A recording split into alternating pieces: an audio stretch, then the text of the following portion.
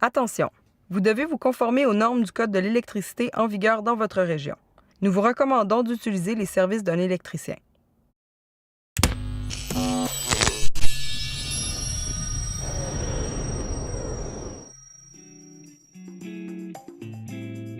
Installation rétrofit de luminaires encastrés dans un plafond non isolé existant, avec démonstration pour plafond suspendu et de soffit.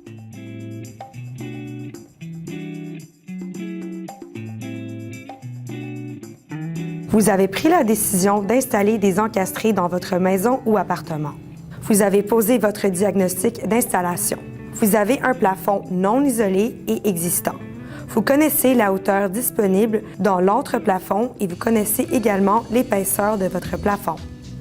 Pour ce type d'installation, aucun accessoire n'est nécessaire car seulement l'encastré sera inséré dans le plafond. L'encastré base est complet et prêt pour l'installation car il se vend avec les clips d'installation, le boîtier pour l'ampoule, la boîte de jonction et la garniture décorative. Étape 1. Il faut tout d'abord identifier où seront posés les encastrés et à quelle distance l'un de l'autre. À l'aide d'un détecteur de montant, il est possible d'identifier où sont les solives afin de les éviter lors de l'installation. Dans notre démonstration, nous proposons une distance de 2 pieds par rapport au mur et de 2 pieds entre les deux encastrés. Étape numéro 2. Nous fournissons avec l'emballage un gabarit en forme de cercle qui permet d'identifier la grandeur de l'ouverture à faire dans le plafond pour installer l'encastré. Le diamètre d'ouverture est fonction du diamètre du boîtier de l'encastré. Ce gabarit est donc utile pour marquer le plafond. Étape 3. Le gypse doit être découpé en fonction du gabarit. Pour que les trous dans le plafond soient propres et sans défaut, nous recommandons d'utiliser une scie électrique au lieu d'un couteau à gypse. Étape 4. Pour faire les connexions, il faut toujours couper l'alimentation avant.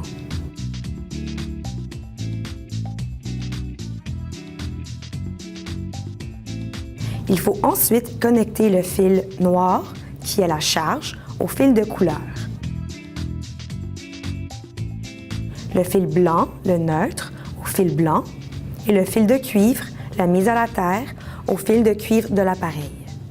Pour procéder, il faut un serre-fil et des marrettes. Il est important de se conformer aux normes du Code de l'électricité en vigueur dans votre région. Et les connexions faites par le manufacturier ne doivent jamais être défaites. Étape 5. L'appareil est inséré dans l'ouverture au plafond. Étape 6.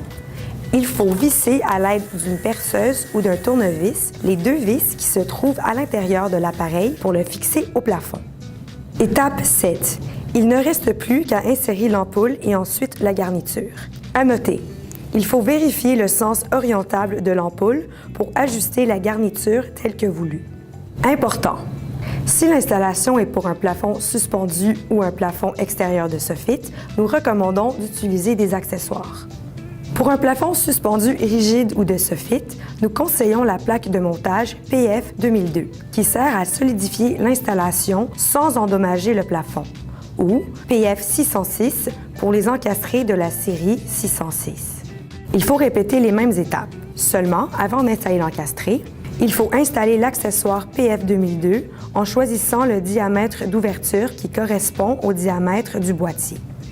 Vous faites les mêmes étapes avec un plafond de soffit. Cependant, il faut utiliser un encastré fait pour l'extérieur, tel que le 201 R20. Si le plafond suspendu est plutôt flexible, nous recommandons d'utiliser la plaque de montage PF 1101. Celle-ci vient se fixer à l'aide de ses barres latérales à la structure de métal qui soutient le plafond suspendu. À noter que pour des encastrés de diamètre de boîtier de 3 et 3/8 de pouce, seulement la plaque de montage PF 1101 peut être utilisée.